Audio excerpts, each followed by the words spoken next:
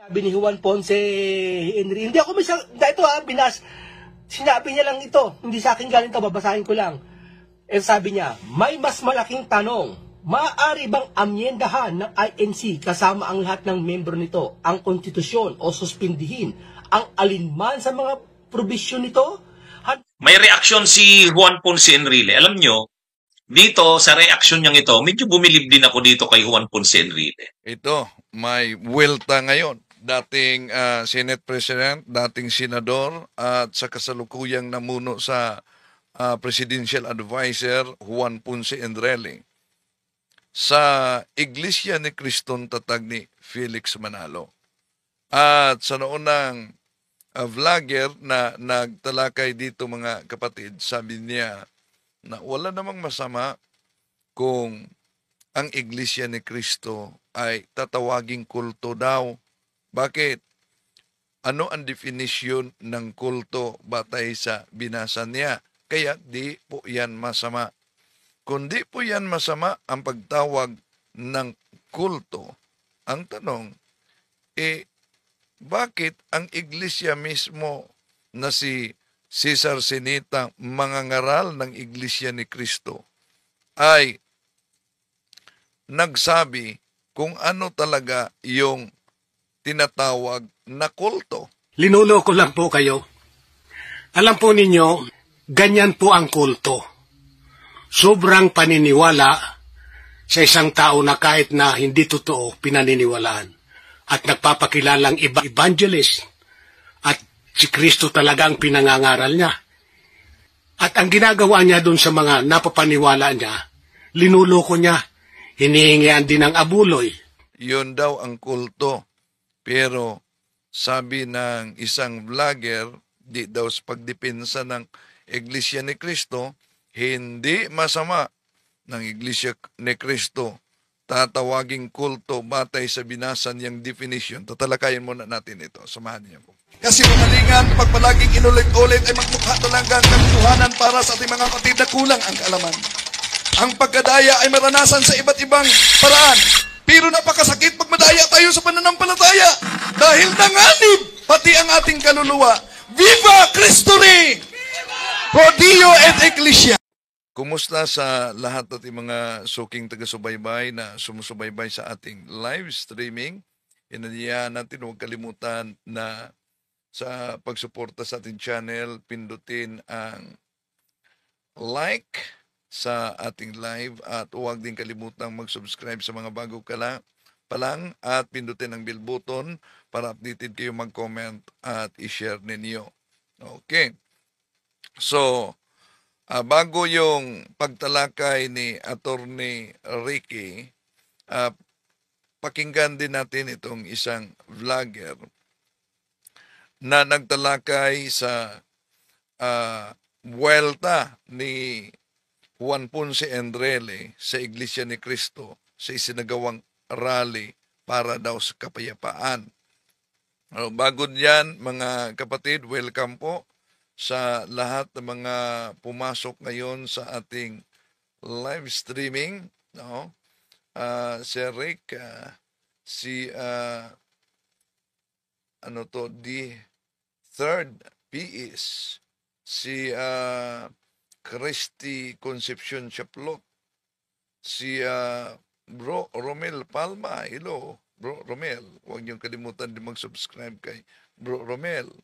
Si Ginit Santos, si Margie Saligan, si Maritzo Eustachio, Peter Paul, no? Welcome si Sir Siver. Bakit galit na galit silang tawaging kulto? Totoo namang kulto. Si Brother Romel Palma listening while nag-repair ng CP. Peter Paul, sa lahat ating mga kapatid diyan sa pananampalataya at katwiran. Raquel Mabali sa Dubai, si Telmo Pasaylon, hello kapatid. Si Oscar Suarez, si Bro Jimar Carpio Olian sa New Washington, Aklan Viva Senior Santo Niño, at sa lahat nating mga sumusubaybay sa ating live streaming. Si Leo Delfin diyan sa Makati City, si Erma Cartagena diyan sa Pandacan, Manila, at sa lahat ng mga sumusubaybay ngayon sa ating live streaming. Okay, di na natin pa tatagalin pa mga kapatid. Unahin na muna natin itong paliwanag sa isang vlogger kaugnay sa nangyaring rally at pagbasa niya sa reaksyon ni Juan Ponce Enrile. No, alam mo ang pinakapunto ng Iglesia ni Cristo dito talaga, no? Hindi naman nila pinipigilan, mali yung termino, maling gamitin na pinipigilan nila ang impeachment ni Sara. Sabi nila ganun din yun, magkaiba yun. Kasi ang Iglesia ni Cristo, biblical sila eh. Una, ang Iglesia ni Cristo daw, biblical, sola scriptura. Ibig sabihin, pag biblical, sola scriptura. But remember, even the word sola scriptura does not found in the Bible itself. Even the word Bible alone. Halimbawa, yung toro ng Iglesia ni Cristo na si Felix Manalo ay huling sugo. Wala naman yan sa Biblia. Pilit lang inangkin ni Felix Manalo. Yung turo ng Iglesia ni Cristo na natalikod ang unang iglesia, wala naman yan sa Biblia. Pilit lang nilang iginiit para yung tatag ni Felix Manalo ay lilitaw. Ang dami pa. Si Kristo, hindi Diyos. Wala naman yan sa Biblia na si Kristo hindi Diyos. Ngunit, may mabasa natin dyan sa Biblia, dami na si Kristo ay tunay na Diyos at tunay na tao. At maliban diyan, ang sinabing ang Iglesia ni Kristo ay nakabatay sa Biblia, naunang inaamin ng Iglesia ni Kristo, wala silang sariling Biblia. Wala raw tayong sariling salin ng Biblia. Ang una, kaya natin na gumawa ng sariling salin ng Biblia. Kaya natin, kapatid na Michael, pero hindi po ginagawa yon ng Iglesia ni Cristo. Ang dahilan, kapatid na Michael, iyon nga mismong mga Biblia ang isinali nila na ating ginagamit. Hindi nga nila halos paniwalaan pag tayo ang gumagamit. Di lalo namang hindi nila tatanggapin kapag yan ay salin ng Iglesia ni Cristo. Tikalawa, hindi naman po komo ang isang relihiyon. Tulad ng Iglesia Katolika, hindi naman komo ang isang relihiyon, mayroong sinaling Biblia, gaano mang karami yan, hindi katibayan yan na yan ay totoo o tunay na relihiyon. Yan. Imagine, kuha nyo ba ang logic? Kung ang simbahang Katoliko maraming isinaling Biblia, di daw umano katibayan na ang Iglesia Katolika ay tunay na relihiyon. Pero inaamin ng ministro ni Felix Manalo, kahit sila ay nanindigan sa Bible alone, wala silang sariling Biblia. Ibig sabihin, nakibasa, namimili lang. At saan sila namimili ng salin? Isa na yung sinabi nilang ang simbahang Katoliko, kahit gaano kadami ang salin ng Biblia, hindi batayan na tunay na reliyon. Kung yun ang argumento na ang Katoliko na nagsalin ng iba't ibang Biblia ay hindi magiging batayan para magiging tunay, abay, ibig sabihin, nakibasa sila sa Biblia galing sa isang reliyon na pinaniniwalaan nilang hindi tunay. Kuha niyo ba ang argumento, mga kapatid?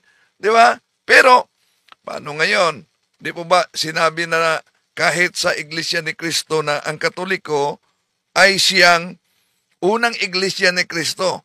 Kahit pinabulaanan pa na nila paulit-ulit, pero di na yan. Nasa Pasugo Magazine, nasa radio program na nila yan.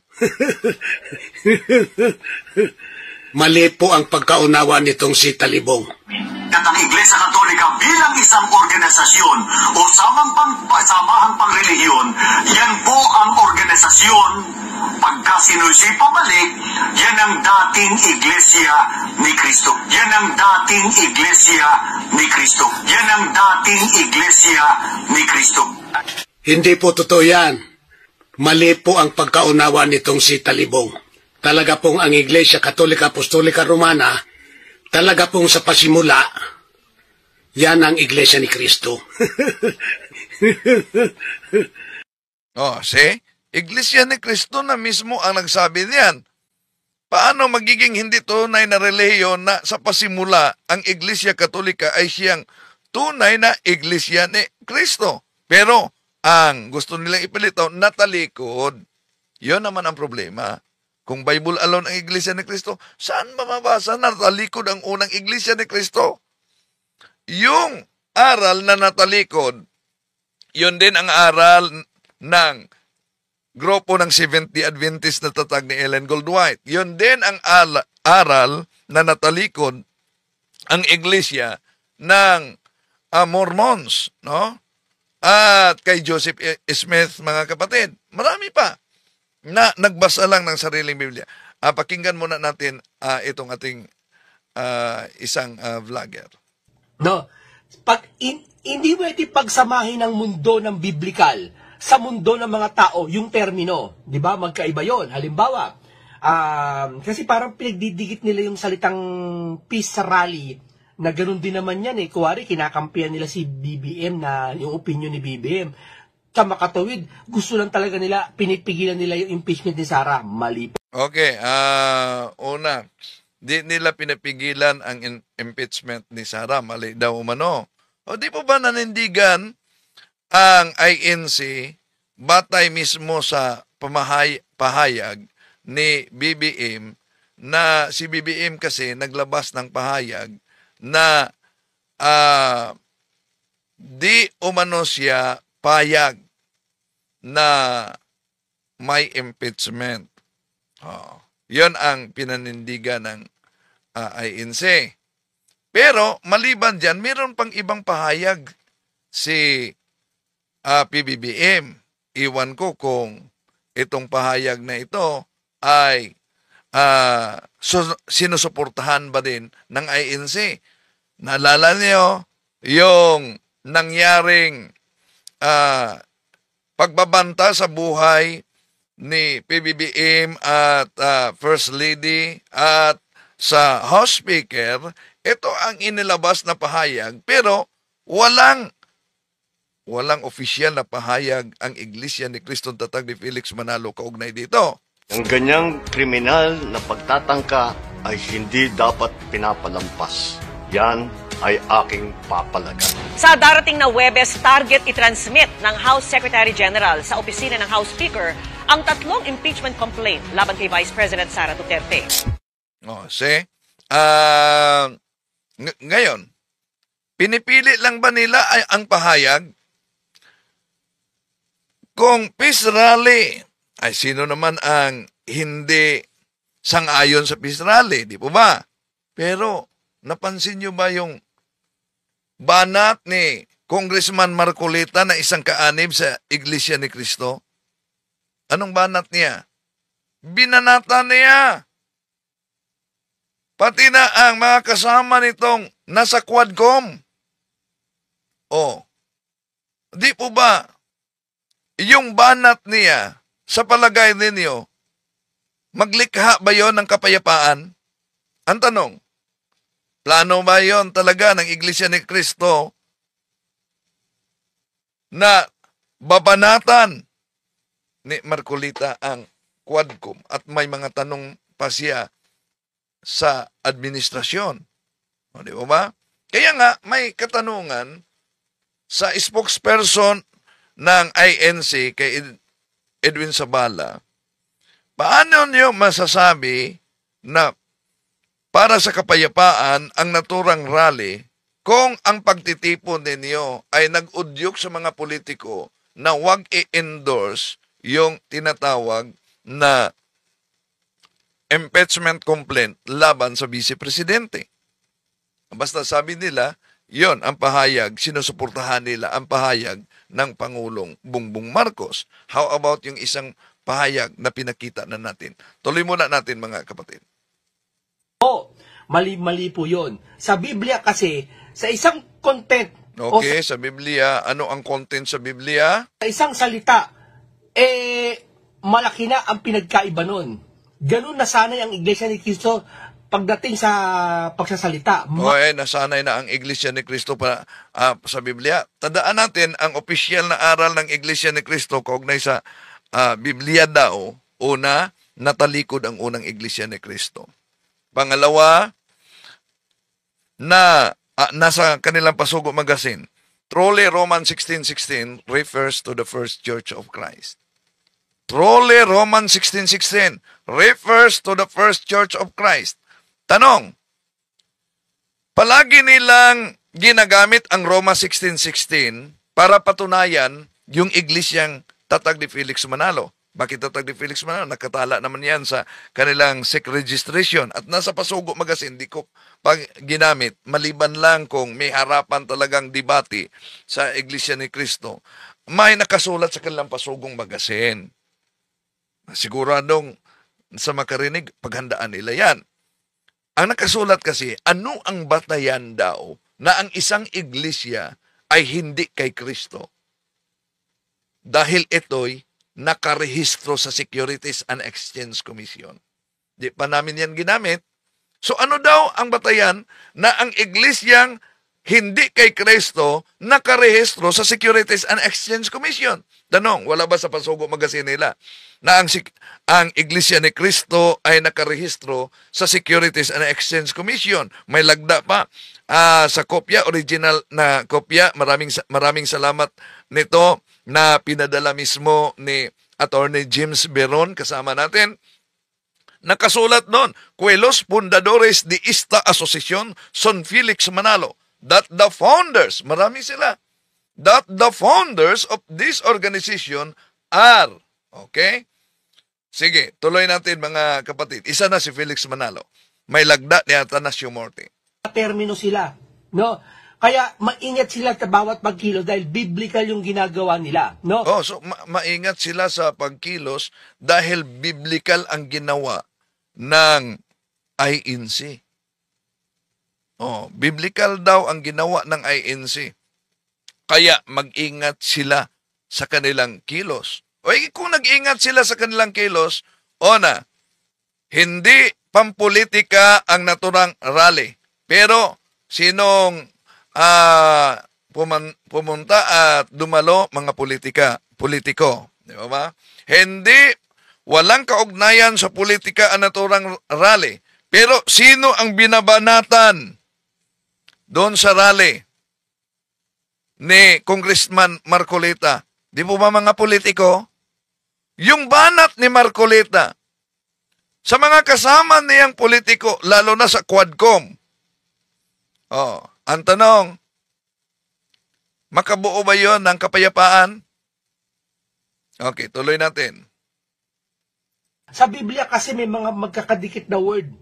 Dito sa atin, sa mundong itong ginagalawan natin. Ano yung magkakadikit na word sa Biblia? Sige nga. Kaya maingat ang INC dahil may nagkakadikit na word sa Biblia. Kung may nagkakadikit na word sa Biblia, ano yan? Yung nagkakadikit na pilit nilang inaangkin, Roma 16:16, Iglesia ni Cristo, nakasulat sa kanilang Pasugo Magazine, Trole Roman 16:16 refers to the first church of Christ. Ano daw? Ang Roma 16:16 tumutukoy sa unang Iglesia ni Cristo. Tanong, kung sila ang manindigan, sino ang unang Iglesia ni Cristo? Pakinggan natin ang mga ngaral ng Iglesia ni Cristo. Si Sinita. Dahil sinabi ko raw na sa pasimula, ang Iglesia Katolika Apostolika Romana ay ang Iglesia ni Cristo. Wala pong kontra dyan. Talaga pong sinabi ko yan, na ang Iglesia Katolika Apostolika Romana, yan ay napatatag. Ang kahulugan po niyan ay hindi pasimula ng organisasyon, kundi yan po sa pasimula ay Iglesia ni Cristo at yan po ay nagbuhat pa sa panahon ng Pang-Apostol. ang Iglesia Katolika sa pasimula, yun po ang Iglesia ni Cristo. Therefore, kung ginamit nila sa kanilang pasugo, nalathala sa kanilang pasugo magazine, truly Romans 16:16 refers to the first church of Christ, then ang Romans 16:16 repirado sa tinutukoy nilang Iglesia Katolika. Ang tanong, bakit inaangkin nila? Di mo ba?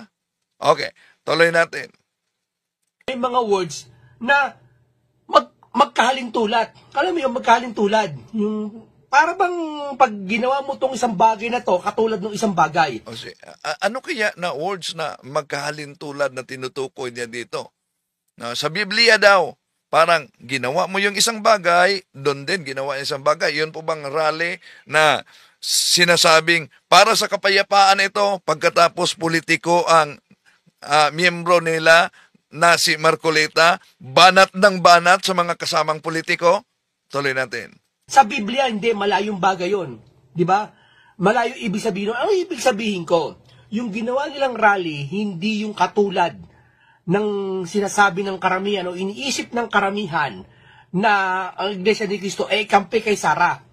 Malinaw naman ang ginawa nila na kasi So, kung di kampi ang Iglesia ni Cristo kay Vice President Sara Duterte, no?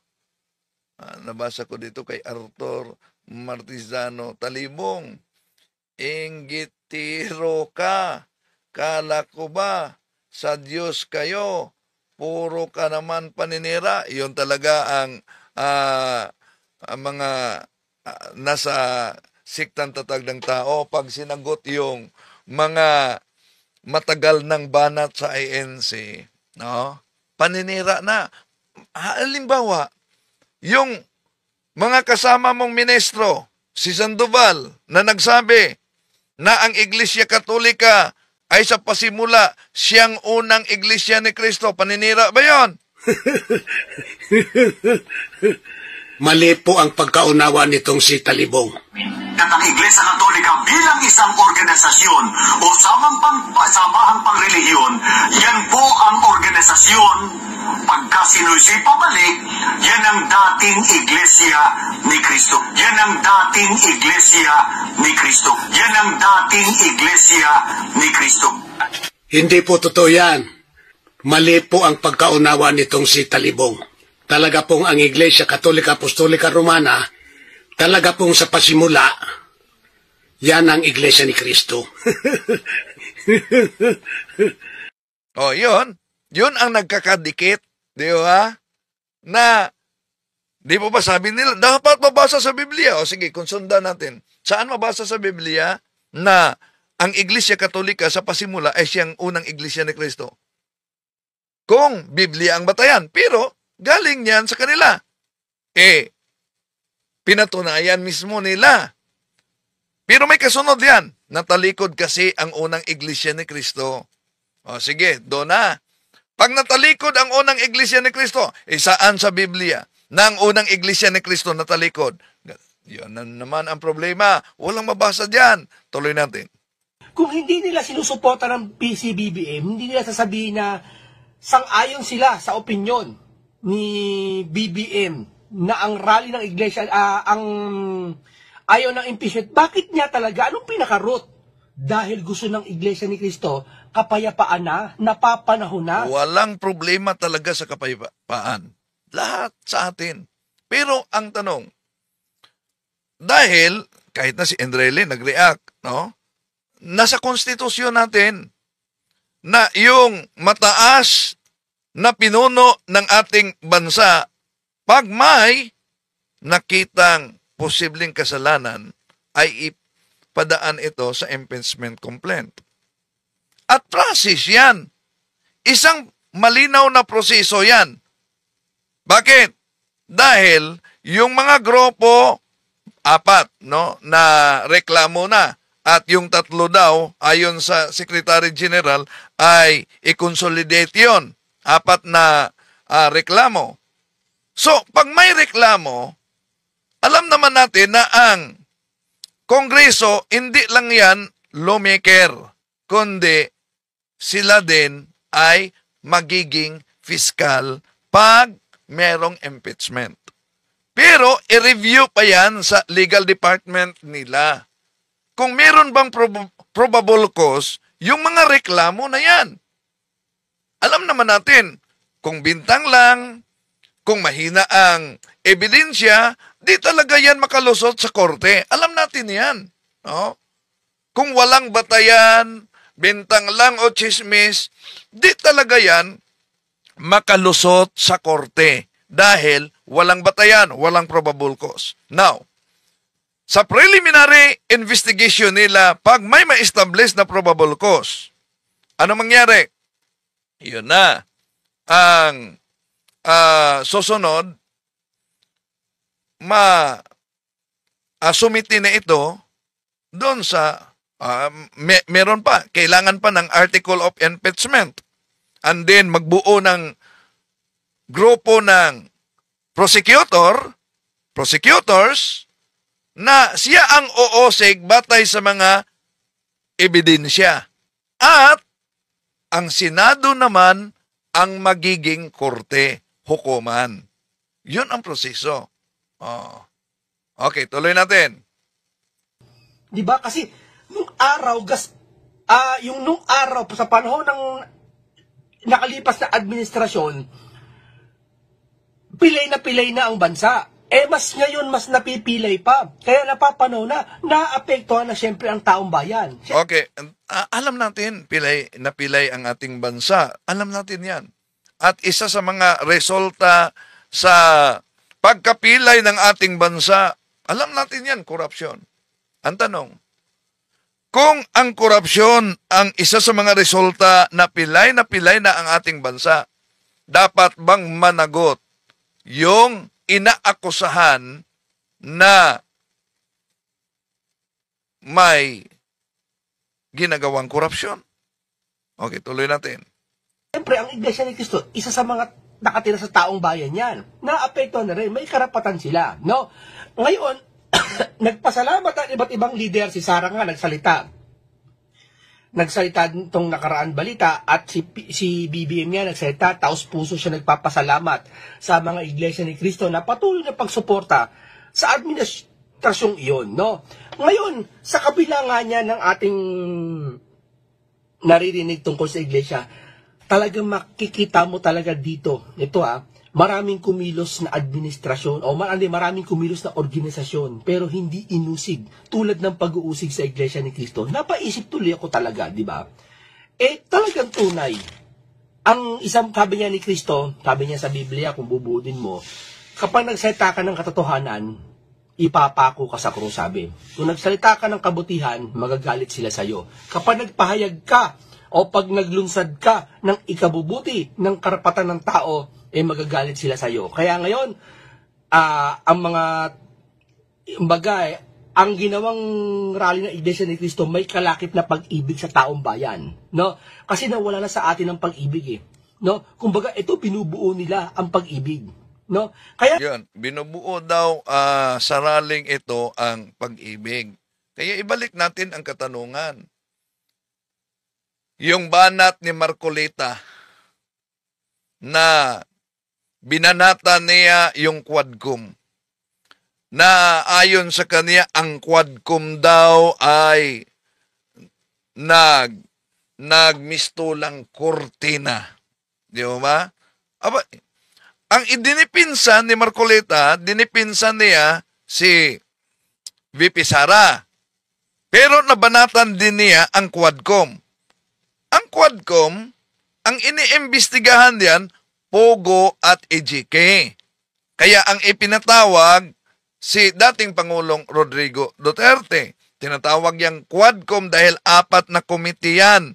No? Yung komite na nag-imbestiga, ang Committee on Human Rights, Committee on Dangerous Drug, Committee on Public Accountability. No? Yun ang Committee on Human Rights, no, ang nag-imbestiga sa Quadcom. So, investigasyon pa lang yun in aid of legislation. Pero iba ang nagpatawag kay Bifi Sara. Ang nagpatawag niya ang House Committee on Good Governance and Public Accountability. Kaugnay yon sa 125 million na intelligence fund at ang paggasta nito sa DepEd Secretary siya. Di ba? Okay. Tuloy natin. Nga, etong ginawang rally ng Iglesia ni Cristo ay very effective. Hindi naman ito para pigilan o sino man ang batas o buwagin ang rule of law. Hindi naman ganon. Ito ay nasa sa kanila na lang yun kung susundin nila ang Iglesia ni Cristo. So, sandali muna. Nabasa ako si Juban Mark Abiano. Mag-ingat tayo sa paring ito. Nako, si Porter daw, si Porter to ng NPA. Mga kapatid ko na INC, ayaw ng kapayapaan ito. Yun ang problema talaga. Sino bang hindi ayaw ng kapayapaan? Ang tanong, bakit si Marcolita na kandidato, nakaanib ng INC, ang nagsalita doon at binanatan? So, therefore, may pahintulot mismo sa INC, no? Na binanatan yung mga kasama niya. Asaan ang kapayapaan? Yung banat ni Marcolita, ibig po ba sabihin, makabuo yon ng kapayapaan? Kung sinabi ng INC na ang rally ay para sa kapayapaan, walang halong politika, bakit yung kandidato sa pagkasenador mismo na miyembro ng INC, siya ang bumanat doon? Pagkatapos, ayaw niyong makinig ng katotohanan na yun talaga ang nangyari at iakusa ninyo na NPA na? Naku, nakakatawa talaga ito. Tuloy natin. Ang sa kanila lang, nakipagkaisa sila at nagawa nila ang pagkakaisa para sa pagboto Manalo, matalo ang isang politiko na kanila. Nagkakaisa sila para sa pagboto. Naalala ko. Ulitin ko ha. Yung kasama ko sa radio station, production director namin noon. Dumaan din ako sa pagiging production director sa mahabang panahon. Yung naunang production director ko, si Morpius Agot, kumakandidato yon sa pagiging board member sa probinsya. Nalaman niya sa kaniyang kaibigan na dun umano sa ibang syudad, may nakarating na liham mula noon pa kay Eranio Manalo pa yon. Kay Eranio Manalo na wag iboto. Binanggit talaga ang kasama namin na si Morpius Agot, wag iboto sa Iglesia ni Cristo. Kaya habang nag-radio program ako, nang natanggap yan hello, board member Morpius Agot. Alam ko na nagsubaybay siya. Pumasok siya sa station booth kung saan nag-programa ako. At sabi niya, sandali muna, insert muna ako, Windel. No? Sabi niya, may information ito daw na liha mula kay Eranio Manalo na nagsabi doon sa kabila na umabot umano, wag akong isali at wag akong ibuto sa mga iglesia ni Cristo. Kaya, sabi ni Morpius, ako mismo mananawagan ako sa mga iglesia ni Cristo na huwag kayong boboto sa akin dahil alam ko na hindi kayo maniniwala na si Cristo ay Diyos. Di ko makalimutan yan, panawagan ni board member Morpius Agot, huwag niyo akong iboto. Mamalasin lang ako sa inyo dahil hindi kayo maniniwala na si Cristo Diyos. Tapos ng eleksyon. Ang resulta, number 1, sa pagiging board members Morpius Agot. So, balik na naman siya sa program. Yun, nang iinis, nang aasar talaga. Okay, tuloy natin. Binoto o pinagkaisahan, wala na silang doon, labas na sila doon. Hindi na sila para kumampi sa natalo o kumampi sa nanalo. No, labas na sila doon. Kumbaga, nagawa nila yung utos o yung pagkakaisa. Nabasa ko sa kanilang pandoktrina, nabasa ko din sa Pasugo na layunin na magkaisa sila. Una, suportahan yung moral at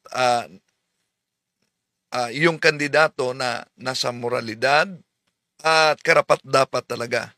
Pero ito lang, nagtaka ako, bakit ba si Joseph Estrada noon, na alam naman nila, no, iba't ibang karelasyon, sinusuportahan din.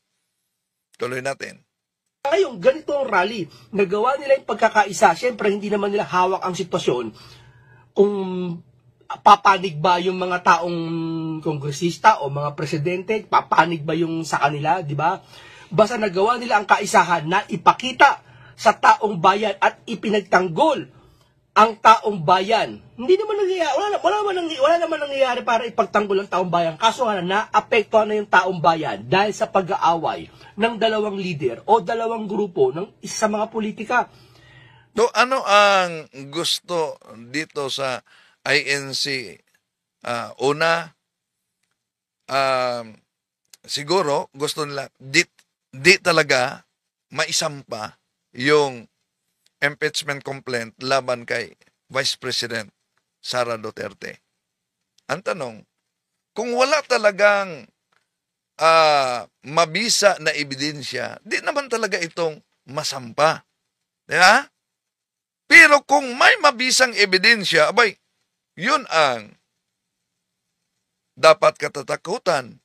Dahil pag may mabisang ebidensya, may mabisang batayan, sigurado talagang maisampayan sa hukuman.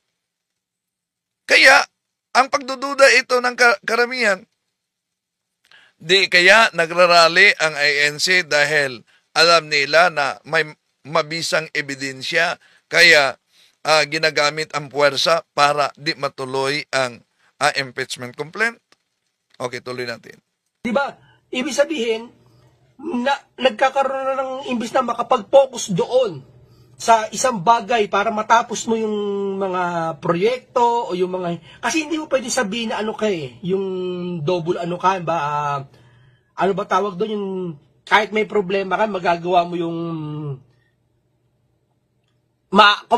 kahit may away kayo, maasikaso mo yung bayan, hindi po pwede mangyari yun. Diba? Hindi ka makapag-focus sa dalawang bagay. Kailangan talaga, kapag ikaw, kaya nga nahalal ka dyan, nakapokus ka, kakalimutan mo yung mga kaaway mo, yung walang ka mag-anak, walang kumpa-kumpare.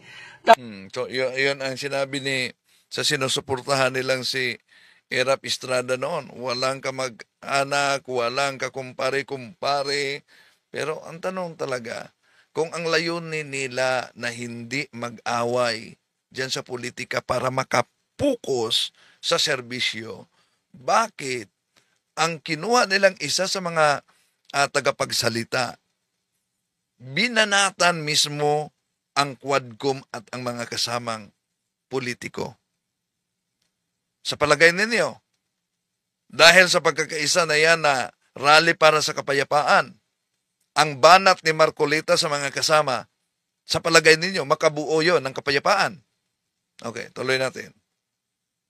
Dapat nakapokus ka sa gobyerno kasi nga hinalal ka ng bayan diyan, pinagkatiwalaan ka. Dapat 'yun ang trabaho mo, 'di ba? Hindi trabaho ng isang organisasyon 'yun. Ngayon nagmalasakit ang Iglesia ni Cristo na mamagitan, na ipag-ayos, ipagkasundo na hindi naman naiintindihan ng karamihan. No, kasi nga eto hindi ko alam kung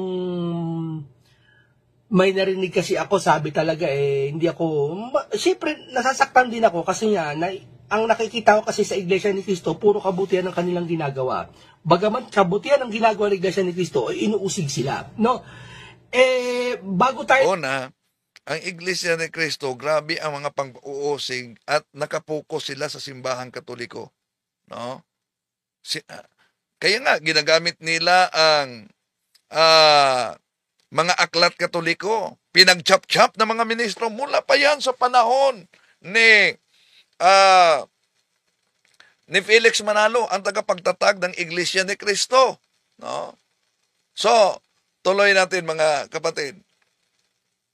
Tumuloy sa sinabi ng, may narinig ako at nag-post. Ito, official to kasi may blue check eh. Official to sinabi ni Juan Ponce Enrile. No, si Manong. Manong, may edad na rin po tayo kasi, no? Pero babasahin ko po yung pahayag nyo. Well, kahit may edad, pero may credibility pa rin si Juan Ponce Enrile para maglabas ng kaniyang opinion kaugnay sa naturang rally. No, pero sinalin ko na sa Tagalog, no? Post nyo to, hindi ko po post to, no? Hindi ko po galing sa akin to, pero mamaya babasahin ko po, no? Pero bago yan, sinasabihan tayo ng napakarami na kulto, no? Kulto daw ang Iglesia ni Cristo. Alam mo, may nagsabi daw na kulto ang Iglesia ni Cristo. So, ibig sabihin, siya kaanib sa Iglesia ni Cristo, natatag ni Felix Manalo, pero nasaktan daw siya dahil may nagsabing kulto ang Iglesia ni Cristo. Para maisingit ko lang ang kulto hindi po masama. So ang tanong, kung ang kulto ay hindi masama, di po ba bago lang nasabi niya, nasasaktan siya nang sinabi na ang Iglesia ni Cristo ay kulto. Kung ang kulto ay hindi masasama, ang tanong, bakit nasaktan siya? Dapat matuwa siya dahil ang kulto ay hindi masama daw. Tuloy natin. Bakit di masama? May definition siya. Di ba sabi, pinangaasar, pinampupunto sa Iglesia ni Cristo. Hindi siya pitatanggol ko Iglesia ni Cristo pero para malinaw na matapos na yung salitang kulto, aalamin natin kung ano yung kulto. So tatapusin niya. Pero nauna, sabi niya, nasaktan talaga siya na may mga nagsasabing ang Iglesia ni Cristo ay kulto. Pero para matapos na ito, ano ba talaga ang ibig sabihin ng kulto? Ito. No, ang kulto pala, hindi pala masama. Dito lang pala sa Pilipinas may mga hawak na kandila, may mga apoy, mga insenso. So ang kulto pala, di masama. Pero kung ang kulto di masama, tingnan niyo yung channel ni Cesar Sinita na Iglesia ni Cristo, tagapangaral ng Iglesia ni Cristo. Di po ba sinabi niya, Iglesia Katolika ang tunay na kulto? O di kung sundin natin ang kanyang pahayag, mga kapatid, na ang kulto ay hindi masama. At makita ninyo sa title ni Cesar Sinita, ang Iglesia Katolika ang tunay na kulto. Ibig sabihin, ang Iglesia Katolika ang tunay na hindi masama dahil ang kulto hindi masama daw. Di po ba? Bakit tinawag ni Cesar Sinita na Iglesia ni Cristo ang Katoliko na kulto? Kung ang kulto para sa kanila, di masama. Ako nga, tingnan niyo sa kanyang channel, si Wendell Talibong at ang mga supporters nito ay kulto. Pinangalanan din niya ako ng kulto. Title niya yan. Pero pakinggan natin muna ang kanyang definition. Dahil meron din akong definition dito sa Webster's Dictionary. Pero mas mabuti na si Cesar Sinita mismo ang magbigay ng definition kaugnay sa salitang kulto. Tuloy natin. So, nagkukulto. Di ba? Yung pala yung bansag doon. Pero ang kulto pala hindi masama. Ito, ang salitang kulto ay may iba't ibang kahulugan. Depende sa konteksto. Narito ang ilang mga posibleng kahulugan. Number 1, kahulugan sa relihiyon. Tingnan mo yung kulto Kulto, isang grupo o sekta na may sariling pananampalataya o doktrina na kadalasan itinuturing na hindi pangkaraniwan o hindi sumusunod sa mga tradisyonal na pananampalataya. Ipagpalagay na natin. Di ba? Ito pala ang isang kulto o may sariling pananampalataya. O sige, inaasar ang kulto Iglesia ni Cristo. Pero mabuti pala ang kulto, ibig sabihin. Hindi pala... mabuti ang kulto. No, ibig sabihin. Kaya, ibalik natin ang tanong, kung si Cesar Sinita na Iglesia ni Cristo nagsabi, ang Katoliko ang tunay na kulto.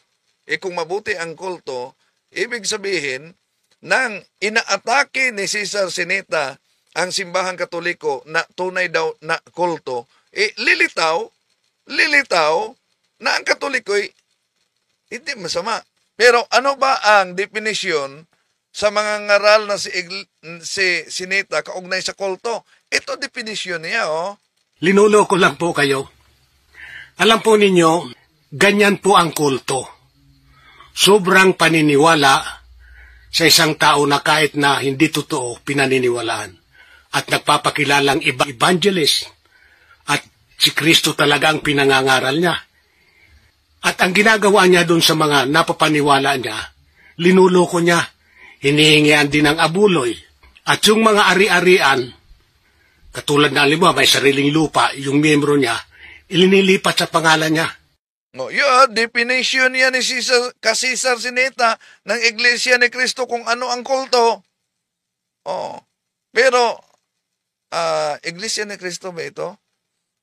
Di daw masama ang kulto. Ulitin natin. Masama. Sabi, may tradisyonal na pananampalataya at naiiba. Siyempre, pag ikaw may pananampalataya, hindi ka naman katulad ng iba eh. Kaya nga, may isa kang... Pero iba ang definisyon ni Cesar Sineta. Ang kulto ay manluloko. Balik natin ha. Ito ang definisyon ni Cesar Sineta. Linuloko lang po kayo. Alam po ninyo, ganyan po ang kulto. Sobrang paniniwala sa isang tao na kahit na hindi totoo, pinaniniwalaan. At nagpapakilalang evangelist. At si Kristo talaga ang pinangangaral niya. At ang ginagawa niya doon sa mga napapaniwala niya, linuloko niya, hinihingian din ng abuloy.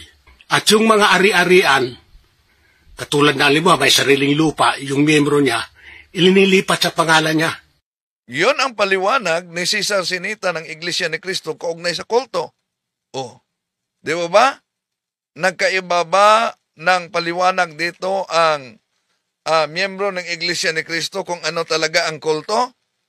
Okay. Ibig ba sabihin kung ang kulto para sa binasa at tinitindigan ay okay pala, so okay nga ba ang turo dito ni Cesar Sineta, Cesar Sineta ng Iglesia ni Cristo? Okay, tuloy natin. Iyon. At may hindi ka na ang tunay kasing pananampalataya sa Biblia, hindi naniniwala sa tradisyonal. Halimbawa, so ang tunay na paniniwala sa Biblia, hindi naniniwala sa tradisyonal. Ang tanong, wala bang tradisyon talaga ang Iglesia ni Cristo? Biblia lang ba talaga? Baka sabihin, wala naman tradisyon ang Iglesia ni Cristo. Sige nga. Di ba tuwing birthday ni Felix Manalo, nagdiwang kayo? Sa Biblia ba yan o sa tradisyon ninyo? Nasa Biblia ba yan? Sa kay Eduardo Manalo, kahit nasa araw ng kamatayan ni Eranio Manalo o Felix Manalo, ipinagdiwang ninyo. Nasa Biblia ba yan o sa tradisyon ninyo yan? Tradisyon ninyo yan. Tuwing magsagawa ng di po ba, meron silang Santa Cena. Kung sinasabi nilang dapat sa Biblia lang, nasa Biblia ba ang salitang Santa Cena? Di ba nakasuot sila ng Amerikana na kulay puti? Nasa Biblia ba na pag maggawa ng Santa Cena, dapat makasuot ng Amerikanang kulay puti? Nasa Biblia ba yan? Wala yan. Yun ang tinatawag na tradisyon. At may tradisyon sa Biblia na dapat tanggapin. 2 Thessalonians chapter 2 verse 15. Hindi lang ang sulat, kundi tradisyon din. magwalis ang gabi. Tapos yan, may mga bawal din yung maligo pag may patay. Pamenhayan yan. Hindi yan. Kadalasan, may mga Katolikong gumagawa yan, pero yun ang inulit-ulit natin, hindi yan pwede sa simbahang Katoliko dahil yun ay superstitious beliefs. At superstitious beliefs, ayon sa Catechism of the Catholic Church numero 2130, superstition is a total departure of the worship that we give to the true God. So, yung mga pamanhiin yan, bawal yan. Ganyan. Bawal magkupit ng kuko pag gabi. O, bawal yan. Kahit sa simbahan katoliko, bawal yan. Mga pamanhiin yan na hindi alam ng iba. Kahit mga kaanib ng simbahan katoliko, may mga gumagawa yan. Pero bawal talaga yan. No? Hindi yan apostolic tradition. Mga pamanhiin yan na dapat i-correct. Nakasalubong pusang itim. Huwag kang tutuloy. Yun yung mga traditional o yung mga hindi lang traditional, yung mga nakagawian o kaya Ayan na mga tinatawag na pamanhiin na di dapat paniwalaan, no? Dahil bawal na bawal talaga yan. No, pero hindi ibig sabihin dahil ipinagbabawal yung pamanhiin, lahat na lang pati na apostolic tradition ay bawal. mga superstitious, yung mga pamahiin. Oh, yan. Superstitious beliefs. Nasa Catechism of the Catholic Church yan. 2130. Superstition is a total departure of the worship that we give to the true God. Oh, so, iyon ang ipinagbabawal. Di ba marami pa yan, yung mga dapat tuwing ganito, magaganto ka. Sa tuwing bagong taon, maglalagay ka ng prutas. Oh, so, nabasa natin, yung New Year, tradisyon niya ng mga pagano noon. Pero, ang tanong, di pa ba ang Iglesia ni Cristo nagdiwang din ng New Year? Nagdiwang ng New Year. Oh, bawal ang pampaswerte. No, 'yon ang turo ng simbahan Katoliko. At hindi ibig sabihin dahil may mga gumagawa ng ganyan, kahit mga kaanib ng simbahan Katoliko, tama na ang kanilang ginagawa. Kaya nga, patuloy ang ating pangangaral kung ano ang tama. Dahil sa Hosea chapter 4 verse 6, my people are destroyed for lack of knowledge. Isang uri ng traditional yan. No? Pag ikaw naniniwala dyan, ang Diyos ay mapalibuguin. Subalit ang nasa Catechism of the Catholic Church at maliban sa Exodo Kapitulo 20 versikulo 3 hanggang 5, tama talaga. No, ipinagbabawal yan. Oh. Sandali, may basa ko, biyahe ni Aronans TV. Sagutin ninyo, bakit nasibak si Luis Tagle ni Pope Francis? Kayo naman nagsagawa talaga kayo ng nagkakalat talaga kayo ng fake news. Sinibak daw. So, kaya huwag kayong magkakalat ng fake news dahil Juan 8:44 ang ama ng kasinungalingan ay demonyo. isang tunay na pananampalataya na galing sa Biblia at tulad ng ginagawa ng mga iglesia ni Kristo, Tunay na pananampalataya galing sa Biblia ang ginawa ng Iglesia ni Kristo. Sige nga, tunay na pananampalataya galing sa Biblia nang sinabi ng Iglesia ni Kristo na ano daw? Mali po ang pagkaunawa nitong si Talibong. At ang Iglesia Katolika bilang isang organisasyon o samahang pangrelihiyon, yan po ang organisasyon. Pagka sinusi pabalik, yan ang dating Iglesia ni Kristo. Yan ang dating Iglesia ni Kristo. Yan ang dating Iglesia ni Kristo. Hindi po totoo yan. Mali po ang pagkaunawa nitong si Talibong. Talaga pong ang Iglesia Katolika Apostolika Romana, talaga pong sa pasimula, yan ang Iglesia ni Kristo. See? Sila mismo nagpatunay. Pero kung sabihin nila na dapat nakasulat sa Biblia, ito hanapin natin sa kanila. Saan mabasa sa Biblia na ang Iglesia Katolika, although pumapabor yan sa atin, pero kung gusto na letra por letra, saan mabasa sa Biblia na ang Iglesia Katolika sa pasimula ay siyang Iglesia ni Kristo? Saan? Diba? Pero pahayag nila yan. Pahayag nila yan. At kung sinasabi nilang galing sa Biblia ang kanilang aral, ministro nga ng INC, inaamin na wala silang sariling Biblia. Wala raw tayong sariling salin ng Biblia. Ang una, kaya natin na gumawa ng sariling salin ng Biblia. Kaya natin, kapatid na Michael, pero hindi po ginagawa yon ng Iglesia ni Cristo. Ang dahilan, kapatid na Michael, iyon nga mismong mga Biblia ang isinali nila na ating ginagamit. Hindi nga nila halos paniwalaan pag tayo ang gumagamit. Di lalo namang hindi nila tatanggapin kapag yan ay salin ng Iglesia ni Cristo. Ikalawa, hindi naman po komo ang isang relihiyon. Tulad ng Iglesia Katolika, hindi naman komo ang isang relihiyon, mayroong sinaling Biblia, gaano mang karami yan, hindi katibayan yan na yan ay totoo o tunay na relihiyon. So, kuha niyo ba ang logic na ang Katoliko na nagsali ng Biblia hindi batayan na ang simbahang Katoliko ay totoo na? Di kung hindi totoo ang simbahang Katoliko na nagsali ng Biblia, pagkatapos ang salin ng simbahang Katoliko ginamit nila sa pangangaral, ibig sabihin, ang kanilang ginamit sa pangangaral na Biblia galing sa simbahang Katoliko na pinaniniwalaan nila na hindi totoo. Kaya, mga kapatid, di naman layunin natin na saktan ang damdamin ng ating mga kapatid sa iba yung pananampalataya. No? Pero mahal namin kayo. At alam natin na ang pagkadaya pwedeng maranasan sa iba't ibang paraan. Napakasakit po pag madaya tayo sa pananampalataya, nanganganib pati ang ating kaluluwa. So maraming salamat po sa inyong pagsubaybay. Sorry sa mga nasaktan ang damdamin sa ating pagtalakay kaugnay dito.